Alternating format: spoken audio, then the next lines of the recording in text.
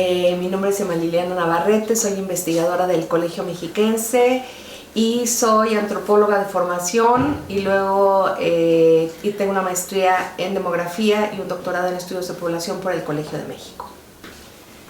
Mi nombre es Nina Castro Méndez, actualmente soy postdoctorante del Instituto de Investigaciones Económicas en la UNAM. Tengo una formación como actuaria en la Facultad de Ciencias, también en la UNAM, la maestría en población en la Flaxo y el doctorado en estudios de población, igual que Emmalí, en el Colegio de México. Emmalí y yo elaboramos una investigación que lleva por título Vivir en la cornisa, el trabajo de los artistas ante la pandemia de COVID-19.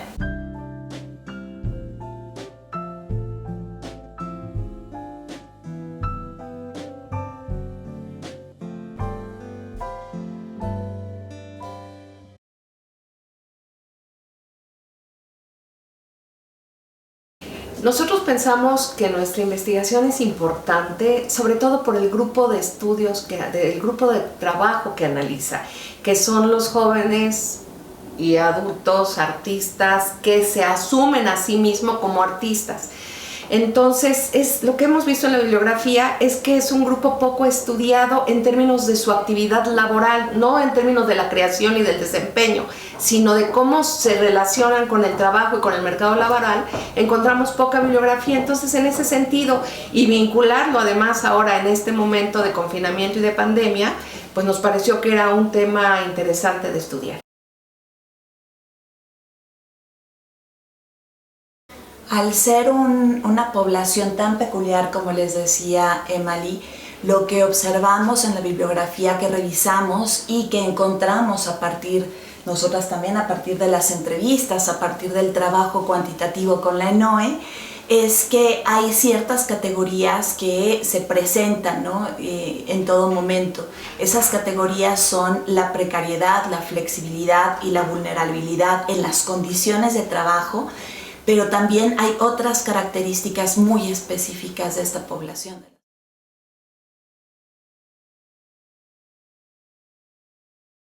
Justo en el trimestre previo a que empezara la pandemia, lo que encontramos que va muy de la mano con lo que ya habíamos leído en los hallazgos previos de otras investigaciones, es que son los trabajadores del arte, los trabajadores artísticos, son una población muy específica con un alto nivel de escolaridad por encima del promedio nacional, varía entre 12 y 13 años en promedio, cuando el nivel nacional está en 9 años. También es un grupo que está masculinizado principalmente, aunque encontramos, como ya algunos investigadores lo habían encontrado, entre ellos Menger, encontramos que hay mujeres que se están incorporando, mujeres jóvenes que forman parte de los trabajadores artísticos.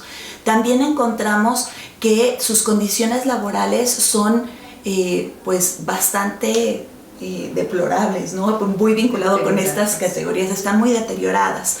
Estas categorías tienen que ver, por ejemplo, con jornadas de trabajo parciales de 30 horas aproximadamente, no voluntarias, que si bien están vinculados con salarios altos, que muchas veces van 3 veces por encima del promedio de los no artistas, pues estos salarios son salarios vinculados a jornadas cortas, ¿no?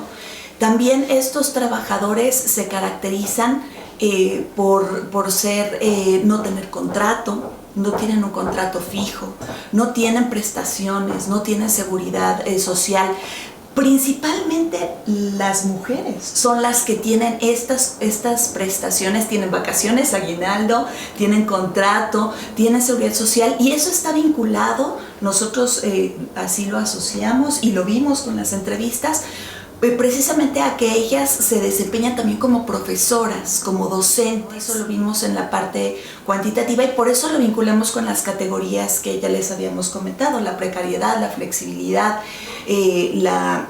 la vulnerabilidad en las condiciones laborales. También son, aunque nosotros no lo vimos porque nuestra fuente de información no nos lo permitía, sabemos que tienen trayectorias intermitentes, inestables. Sí, nosotros lo que hicimos en este documento es vincular un análisis mixto. Entonces tenemos información cuantitativa e información cualitativa, y eso lo que nos permitió es conocer cómo resolvieron durante la pandemia la vida cotidiana.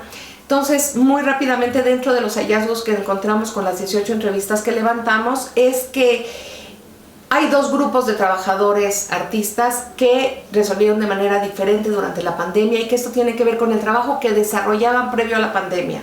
Entonces, quienes tenían trabajos asalariados, muy estructurados, que recibían mensualmente, quincenalmente un salario, resolvieron más o menos fácil la vida en la pandemia, relativamente, desde luego, porque hay otras cosas emocionales y problemas en el desempeño de su quehacer artístico.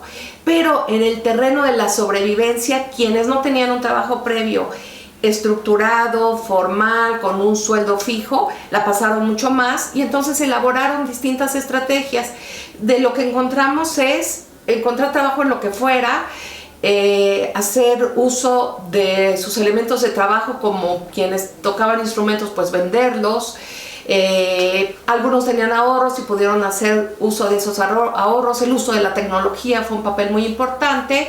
Y por último, el tener, en lugar de tener un equipo de trabajo, ser una especie de multiusos donde una sola persona resolvía el trabajo de muchos. Podríamos simplemente empezar por revisar con mucho más cuidado. Tenemos el curso de vida de la gente, tenemos toda una historia de cada uno de los entrevistados, desde sus orígenes, de cómo se formó, sus condiciones familiares, desde luego la vida en la pandemia, y también a futuro qué es lo que buscan hacer. Entonces, simplemente con esa información pensamos que podríamos hacer muchísimo tipo de investigación, pero pues también desde una mirada cuanti podríamos seguir con una propuesta mixta, ¿no? Sí, yo pienso que sería muy interesante continuar con esta propuesta mixta. Me parece que nosotros nos enfocamos nada más en lo que sucedía con la ENOE justo antes de la pandemia, ¿no? El trimestre 4 de 2019, y creo que podemos explotar todavía mucho sobre la misma ENOE.